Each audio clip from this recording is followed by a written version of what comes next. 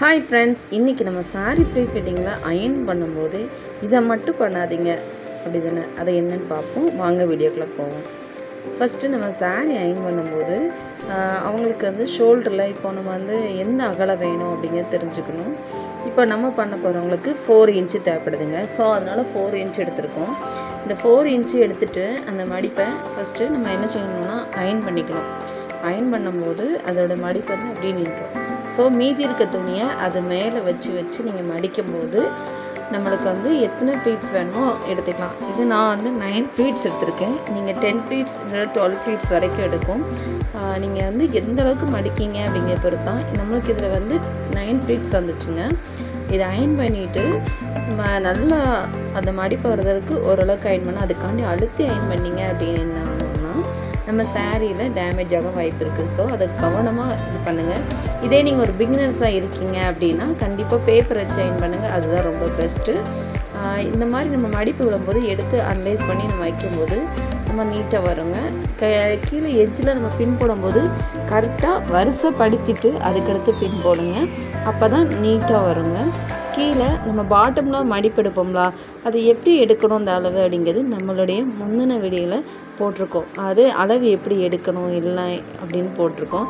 கீழே உள்ள ஃப்ளீட்ஸ் நீங்கள் எடுக்கீங்க, அது வந்து எப்படி அகலமாக காட்டணும், ஒவ்வொரு ஃப்ளீட்ஸையும் படி மாறி ஒவ்வொன்றும் வரிசைப்படுத்தி வச்சுட்டு அதுக்கடுத்து நீங்கள் பின் பண்ணிவிட்டு அயர்ன் பண்ணும்போது நல்லா வருங்க. கீழேயும் அது எனக்கு சென்டரில் அந்த மாதிரி வரிசை எடுத்து அதே மாதிரி பின் பண்ணிவிட்டு அதுக்கடுத்து பாட்டம் கீழே அடியிலையும் அதை மாதிரி எடுத்து பண்ணிங்க அப்படின்னா தான் நம்ம அயர்ன் பண்ணும்போது ரொம்ப பர்ஃபெக்டாக வரும். சரிங்க, அயர்ன் பண்ணும்போது இதை மட்டும் நீங்கள் செஞ்சிடாதீங்கன்னு சொன்னீங்களா, அது என்னன்னு கேட்டிங்க அப்படின்னா, நம்ம வந்து எப்போவுமே மடிப்பு வந்து எடுத்துட்டு அதை கரெக்டாக அனலைஸ் பண்ணாமல் நீங்கள் அயர்ன் பண்ணிங்க அப்படின்னா அது வந்து முன்னும் பின்னுமா போய் ஒரு பெர்ஃபெக்டான சாரீ ஃபிட்டிங் வராதுங்க. அதுதான் அந்த ட்ரிக்ஸு. நீங்கள் வந்து இப்போ நம்ம மேலே வந்து அனலைஸ் பண்ணலாங்க. ஸோ அதனால் நம்ம வந்து இந்த மாதிரி சேஃப்டி பின் வந்து செட் பண்ணிவிட்டு அயர்ன் பண்ணிங்க அப்படின்னா ரொம்ப நீட்டாக வருங்க. அந்த அயர்னிங்கும் நம்மளுக்கு வந்து நம்ம சாரீ கட்டும்போது அந்த மடிப்பு அப்படியே நிற்கும். கீழே அது எனக்கு பாட்டமும் அதே மாதிரி நீட்டாக அயர்ன் பண்ணிக்கோங்க. அப்போ தான் அது ரொம்ப நல்லா வருங்க. அயர்ன் பண்ணும்போது நான் உங்களுக்கு காமிச்சிருக்கேன். இந்த மாதிரி நீட்டாக துணி வந்து அந்த சைட்லேயும் வராமல் அதே பக்கமாக இருக்க மாதிரி பண்ணிக்கோங்க. அதுக்கடுத்து நம்மளுக்கு இந்த மடிப்பு இருக்கலாங்க, மடிப்பு வந்து எந்த சைடில் இருக்குது அது வந்து நம்மளுடைய பக்கமாக இருக்கிற மாதிரி வச்சுட்டு ஆப்போசிட் சைட்லேருந்து மடிக்க ஆரம்பிங்க. அப்போ தான் கரெக்டாக இருக்குங்க. பார்த்திங்களா, நான் உங்களுக்கு காமிச்சிருக்கேன். இப்போ வந்து மீதி இருக்க துணியை நம்ம மடிக்க ஆரம்பிச்சாச்சுங்க. மடிக்க ஆரம்பிச்சுட்டு நீங்கள் ஃபோல்ட் பண்ணிங்க அப்படின்னா தான் நல்லாவரும். நம்ம ஷோல்டரில் போட்டிருக்கோம்ல, அது வந்து நம்மளுடைய ராங் சைடாக அந்த சைடாக எடுத்து போட்டிங்க அப்போ தான் கரெக்டாக வரும். பார்த்திங்களா, நான் மேலே ஷோல்டரில் லாங் சைடு வச்சுருக்கேன்.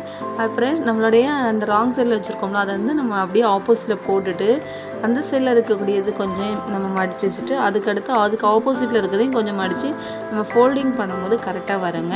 எந்த ஒரு விஷயத்தையும் நம்ம கற்றுக்கணும் அப்படின்னு நீங்கள் நினச்சிங்கன்னா நம்ம வீடியோவை ஸ்கிப் பண்ணாமல் பாருங்கள். அப்போ தான் உங்களுக்கு நல்லா புரியும்.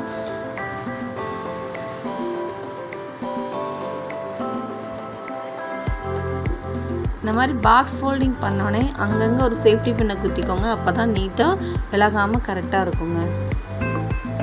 ஓகேங்க, உங்களுக்கு இந்த வீடியோ பிடிச்சிருக்கும் அப்படின்னு நான் நினைக்கிறேன். உங்களுக்கு இதில் எதுவும் ட்ரிக்ஸ் வேணும் இல்லை எந்ததுனாலும் நம்ம சேனலில் கமெண்ட் பாக்ஸில் கமெண்ட் கொடுங்க. நெக்ஸ்ட்டு ஒரு பதிவில் நல்ல பதிவில் பார்ப்போம். ஓகே டியர் ஃப்ரெண்ட்ஸ், பாய்.